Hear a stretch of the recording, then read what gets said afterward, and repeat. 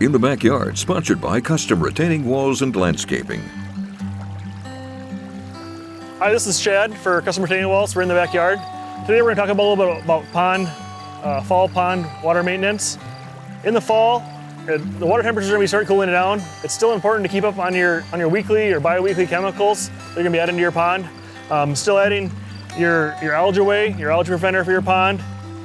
Your all-season bacteria is going to help you keep your pond clean and the good bacteria growing.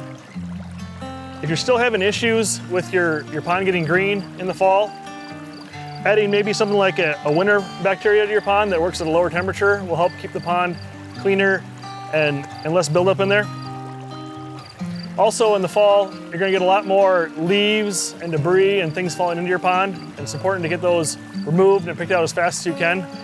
When they do fall in your pond and they land at the bottom, you don't want them to break down and create sludge. So adding a sludge remover, tablets or pellets will help keep the actual sludge out of your pond. Also, another thing that we find is, like we always say, adding aeration to your pond is very important. The number one complaint we have is that ponds are green, and the biggest way to defend against that is to add oxygen to the pond so the good bacteria has a place to thrive and live off of. If you're still getting stuff in your pond as fall goes on, adding maybe a net to cover the pond up is a good idea.